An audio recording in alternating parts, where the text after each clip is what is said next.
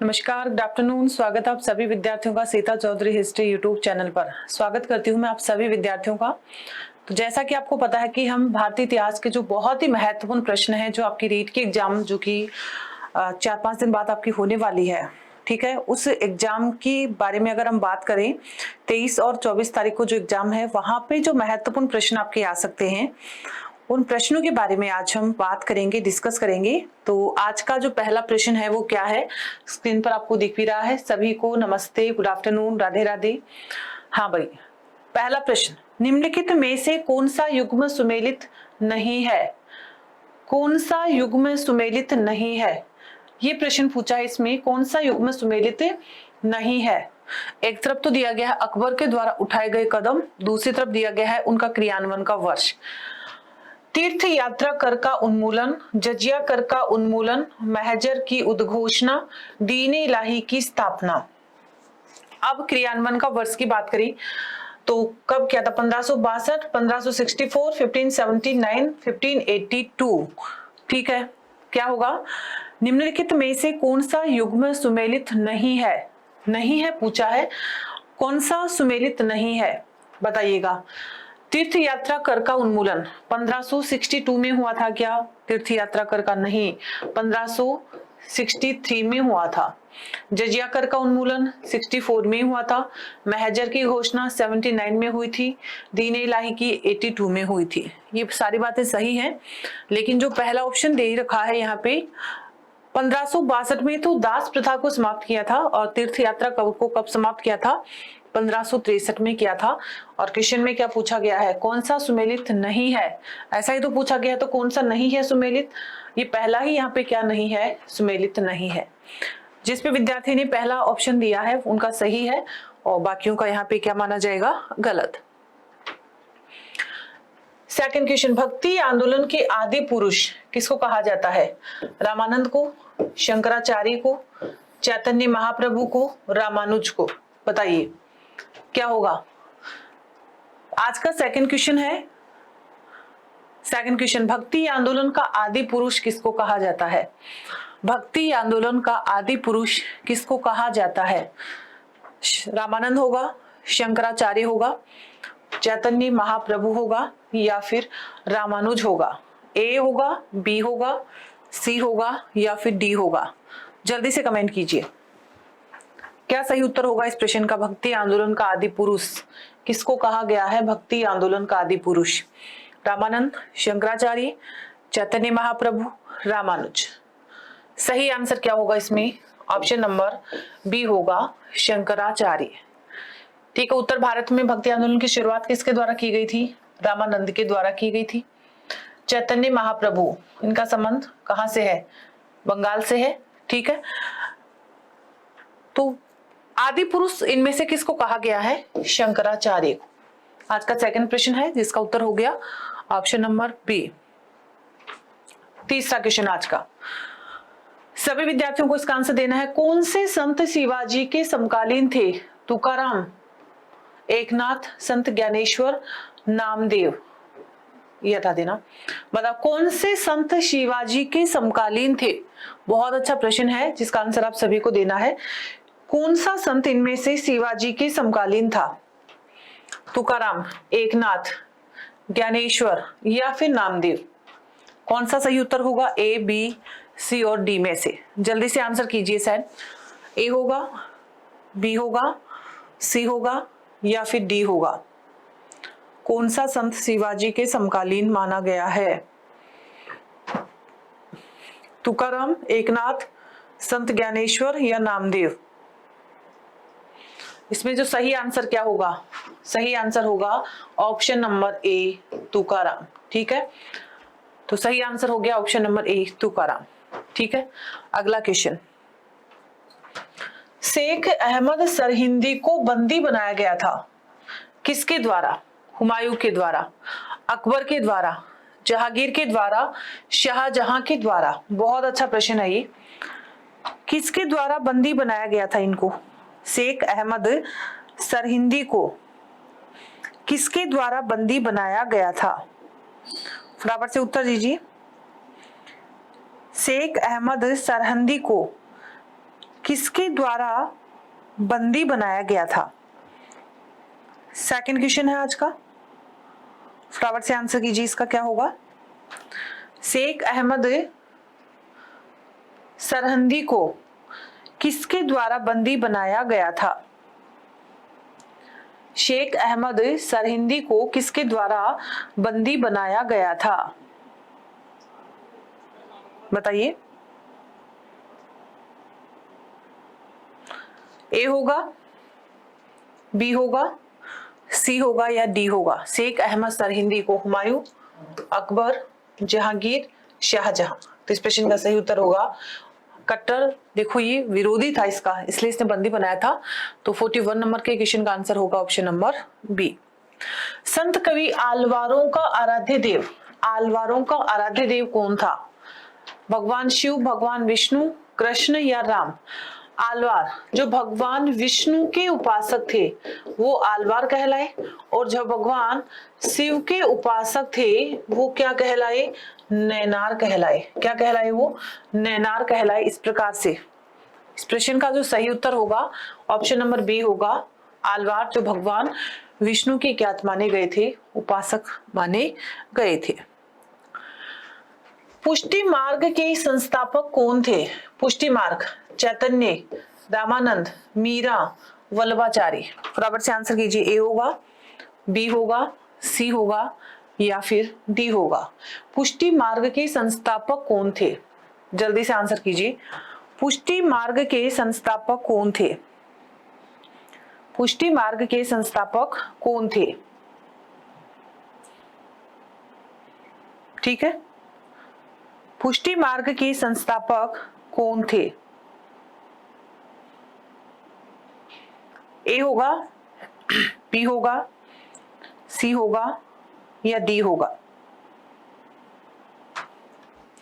चलिए, पुष्टि मार्ग, देखो वल्लभाचार्य को पुष्टि मार्ग का संस्थापक माना जाता है और इनके द्वारा एक सिद्धांत दिया गया था शुद्धाद्वैतवाद। इनके द्वारा कौन सा सिद्धांत दिया गया था? शुद्धाद्वैतवाद का सिद्धांत दिया गया था, ये भी आपको ध्यान में रखना है। और पुष्टि मार्ग के संस्थापक चैतन्य नहीं होगा, रामानंद नहीं होगा, मीराबाई नहीं होगा, क्या होगा? वल्लभाचार्य सही आंसर होगा। चैतन्य महाप्रभु का संबंध कहां से है? बंगाल से, राजस्थान से, गुजरात से या फिर महाराष्ट्र से? जल्दी से आंसर कीजिए।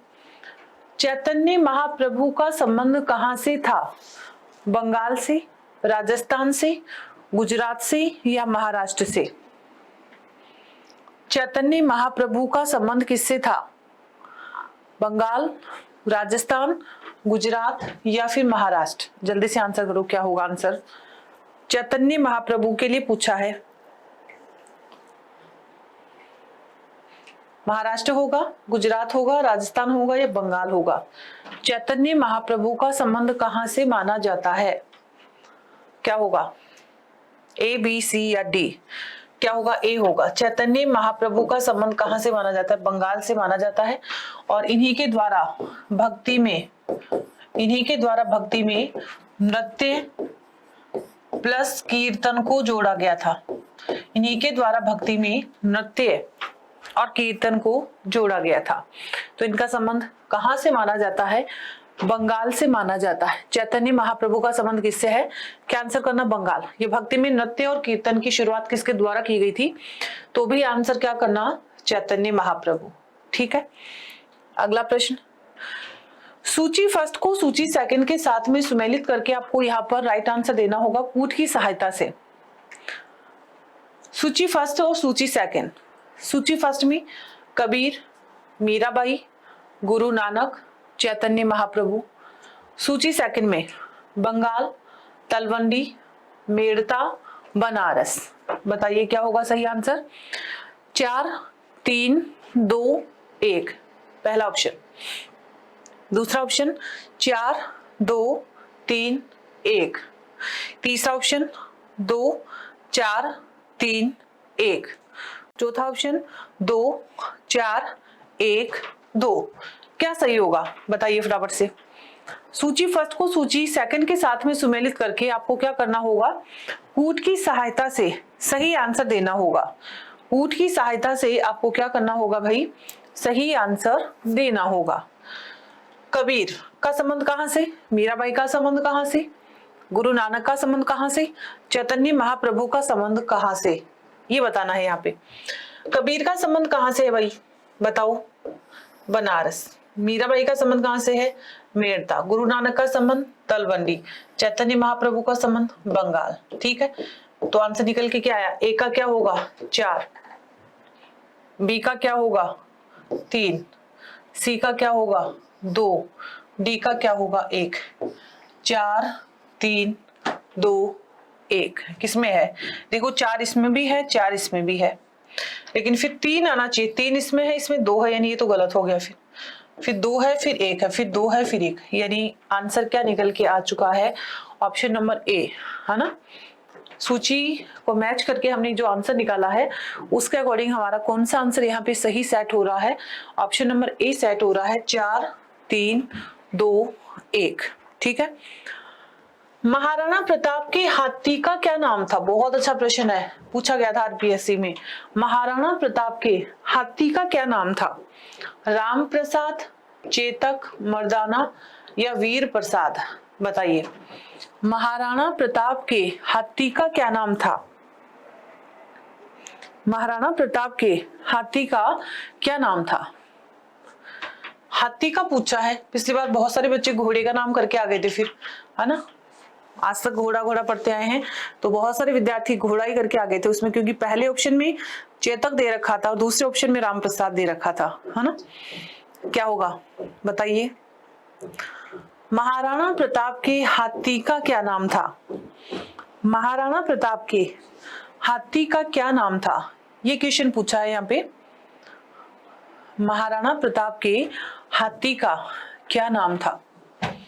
चलिए, महाराणा प्रताप के घोड़े का नाम तो क्या था, चेतक था। घोड़े का नाम तो क्या था, चेतक। और हाथी का नाम क्या था, राम प्रसाद, जिसका बाद में नाम क्या रखा जाता है, पीर प्रसाद रख दिया जाता है, जिसका बाद में नाम क्या रख दिया जाता है, पीर प्रसाद रख दिया जाता है। ठीक है, तो हाथी का नाम क्या था, Ram Prasad, option A right होगा।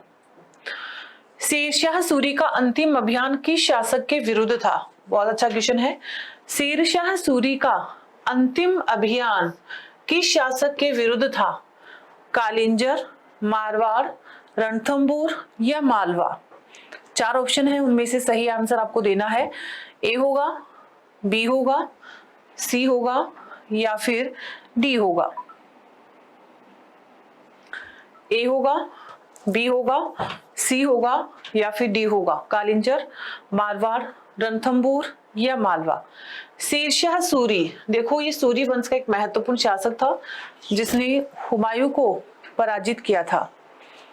इसने हुमायूं को क्या किया था, पराजित किया था और दिल्ली पर अपना क्या कर लिया था, अधिकार कर लिया था। ठीक है, और 15 वर्षों तक हुमायूं को निर्वासित जीवन जीना पड़ा था और उसके बाद में 1555 में हुमायूं ने वापस शेरशाह सूरी के उत्तराधिकारी आगे का जो था सिकंदर शाह सूरी, उसको पराजित किया और वापस से राज्य प्राप्त किया था। अतः शेरशाह सूरी का अंतिम अभियान किस शासक के विरुद्ध था, ये क्वेश्चन पूछा है, तो इसमें सही आंसर होगा ऑप्शन नंबर ए, कालिंजर। ठीक है, जिन विद्यार्थियों ने ऑप्शन ए दिया है उनका सही है, बाकियों का गलत है।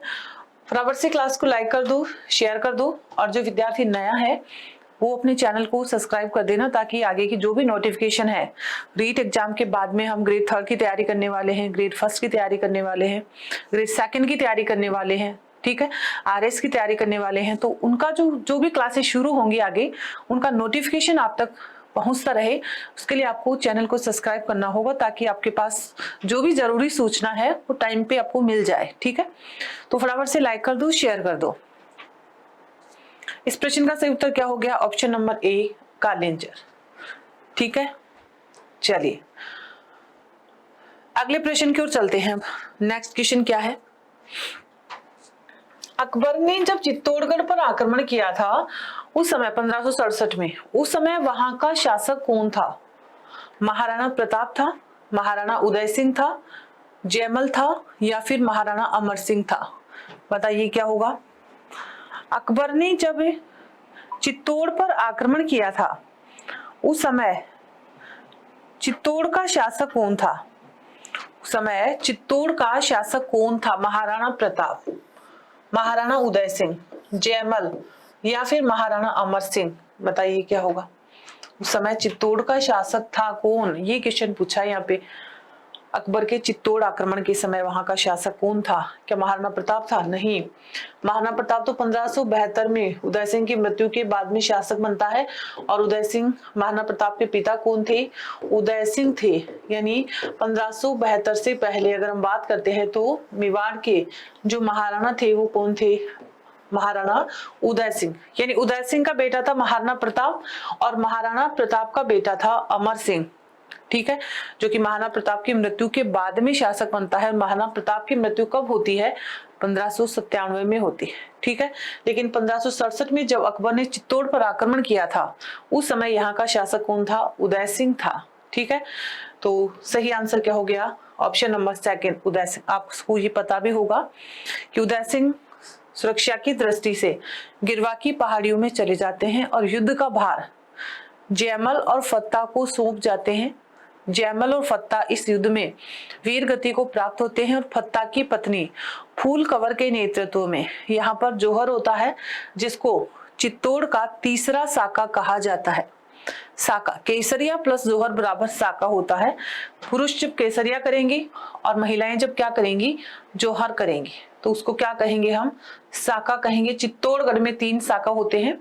1303 में अलाउद्दीन खिलजी के आक्रमण के समय चित्तौड़ का शासक था रावल रतन सिंह, उसकी पत्नी थी पद्मिनी।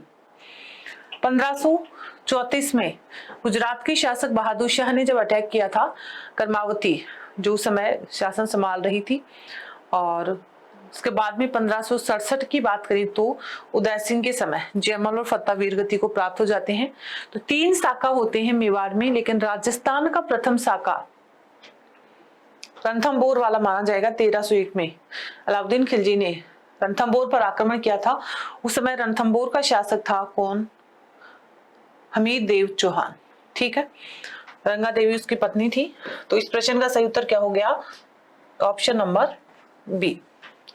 भारत में मुगल साम्राज्य का संस्थापक कौन था? बाबर, हुमायूं, शेरशाह या अकबर? भारत में मुगल साम्राज्य का संस्थापक कौन था? बताइए क्या होगा? मुगल साम्राज्य का संस्थापक कौन था? देखो, एक तो हम दिल्ली सल्तनत पढ़ते हैं, सल्तनत काल एक मुगल काल। सल्तनत काल में 5 राजवंश होते हैं, गुलाम वंश, खिलजी वंश, तुगलक वंश, सैयद वंश और लोधी वंश, जो आपके सिलेबस में नहीं है। मुगल प्रशासन है आपके। मुगल प्रशासन में हम देखते हैं कि जो अधिकारी उनके बारे में देखते हैं, लेकिन मुगल वंश का संस्थापक कौन था? राजाओं के नाम भी जानने आवश्यक है। बाबर था। बाबर के बाद में उसका बेटा हुमायूं शासक बनता है। हुमायूं के बाद में अकबर शासक बनता है। अकबर के बाद में जहांगीर शासक बनता है। जहांगीर के बाद में शाहजहां शासक बनता है। शाहजहां के बाद में औरंगजेब शासक बनता है और औरंगजेब के बाद में बहादुर शाह प्रथम शासक बनता है। और अंतिम मुगल शासक था बहादुर शाह जफर या बहादुर शाह सेकंड, जो कि कौन सी क्रांति के समय शासक थे? 1857 की क्रांति के समय शासक थे। तो इस प्रकार से संस्थापक कौन था? वो था बाबर। नेक्स्ट, महाराणा प्रताप के घोड़े का क्या नाम था? सिंपल क्वेश्चन है ये तो। महाराणा प्रताप के घोड़े का क्या नाम था? लीलण, चेतक, केसर या एटक? पहले बात हो चुकी वैसे तो, लेकिन फिर भी सेंड कर दीजिए एक बार जल्दी से। क्या क्वेश्चन पूछा गया है? महाराणा प्रताप के घोड़े का नाम, बात हो चुकी ना अभी पीछे, क्या नाम था? चेतक। महाराणा प्रताप के घोड़े का क्या नाम था भाई? चेतक था। हाथी का नाम क्या था? राम प्रसाद। मुगल प्रशासन का ये वाला क्वेश्चन है, बहुत अच्छा क्वेश्चन है। क्या पूछा गया है? मुगल प्रशासन में सद्र उस सुदूर किसको कहा जाता था? मुगल प्रशासन में सद्र उस सुदूर किसको कहा जाता था? विदेश मंत्री, रक्षा मंत्री, धार्मिक मामलों का मंत्री या मुख्य न्यायाधीश? सद्र उस सुदूर किसको कहा जाता था? ये क्वेश्चन पूछा है मैंने। मुगल प्रशासन में सद्र उस सुदूर किसको कहा जाता था? आंसर कीजिए। मुगल प्रशासन में सद्र उस सुदूर किसको कहा जाता था?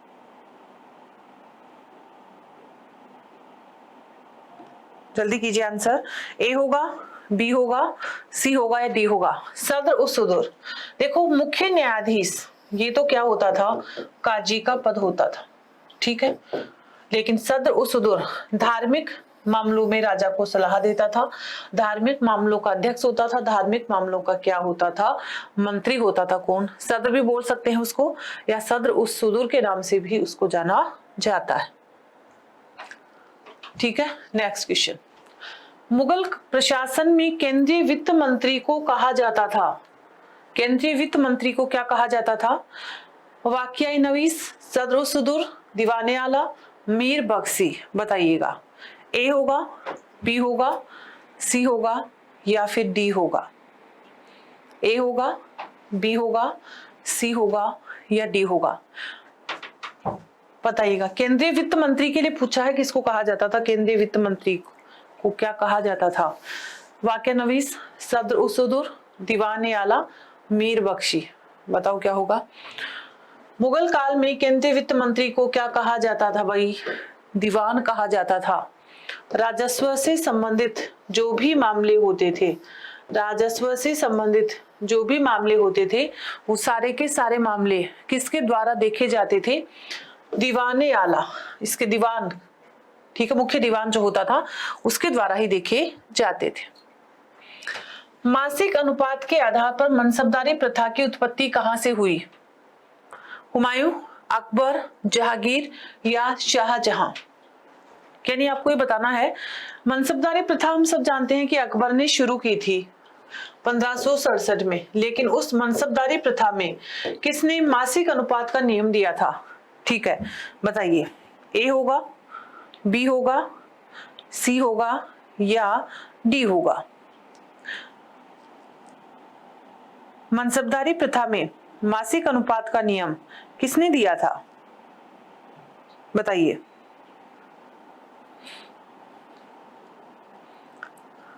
ए होगा, बी होगा, सी होगा या डी होगा?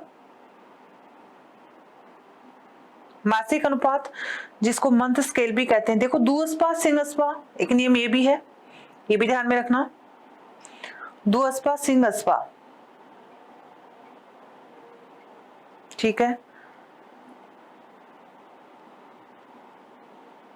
चलिए, ए बी सी या डी? देखो जहांगीर ने तो इसमें नियम दिया था, कौन सा? दुहस्पा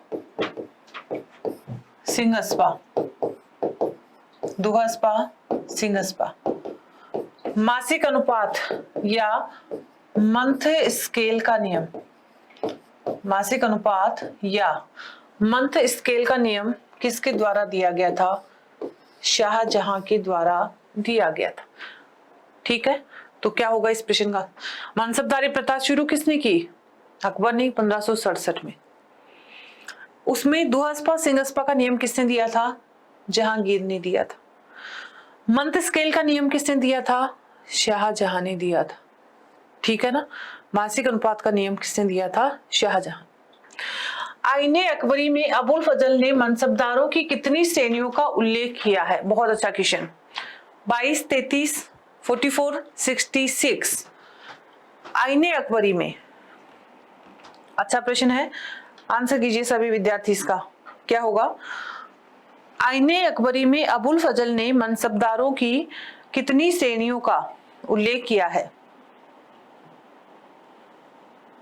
बताइए क्या होगा इस क्वेश्चन का सही आंसर?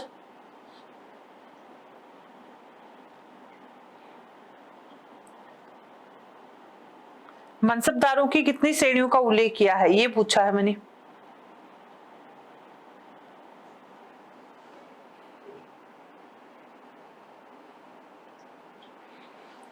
आईने अकबरी में मनसबदारी की कितनी श्रेणियों का उल्लेख किया है?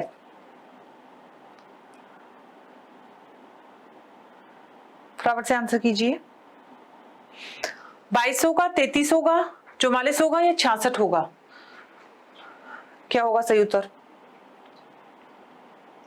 आईने अकबरी में कितनी श्रेणियों का उल्लेख किया है मनसबदारों की?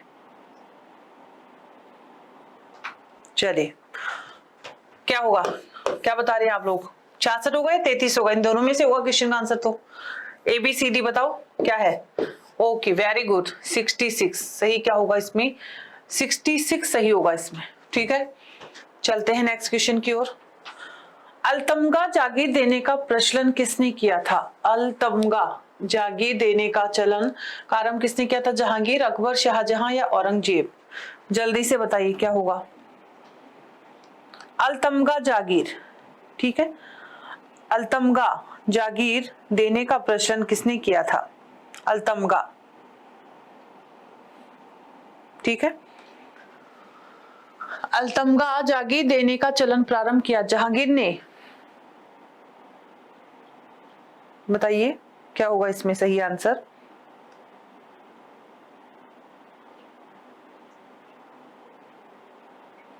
अलतमगा जागीर,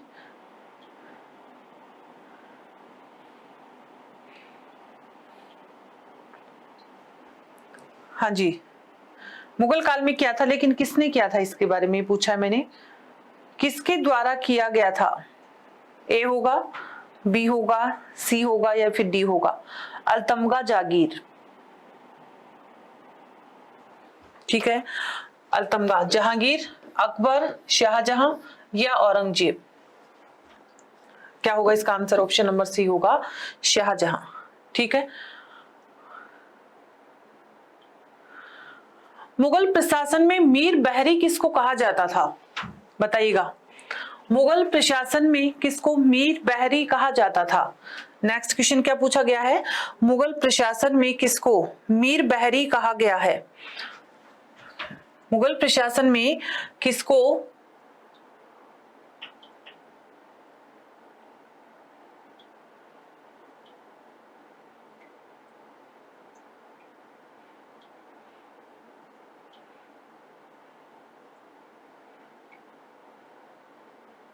मुगल प्रशासन में किसको मीर बहरी कहा गया है। बताइएगा, राजस्व विभाग के प्रमुख हो, शाही जहाजों के प्रभारी को, शाही परिवार के प्रमुख हो, शाही परिवार के समारोहों के प्रभारी को। बताइएगा, मीर बहरी बहुत इंपॉर्टेंट क्वेश्चन है ये वाला भी।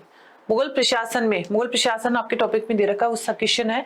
आज देखो मुगल प्रशासन के क्वेश्चन ज्यादा है इस टॉपिक में, ठीक है ना, लगभग सारे टॉपिक हमने कवर कर लिए हैं। मुगल प्रशासन में मीर बहरी किसको कहा जाता था। राजस्व विभाग के प्रमुख को, वो तो मीर बख्शी होता था। शाही परिवार के समारोह के प्रभारी को, प्रभावी को, शाही परिवार के प्रमुख को, शाही जहाजों के प्रभारी को। क्या होगा सही उत्तर इसमें, मीर बहरी। शाही जहाजों के प्रभारी को क्या कहा जाता था भाई, मीर बहरी। एक क्वेश्चन बीच में रह गया था, वो करवा लेते हैं अब। दीन इलाही को अकबर की मूर्खता का स्मारक कहा, बुद्धिमता का नहीं, यह कथन किसका है। AL Srivastava, RP Tripathi, VS Smith, SR Sharma. बताइएगा क्या होगा, फटाफट से आंसर कीजिए, इस प्रश्न का सही उत्तर क्या होगा।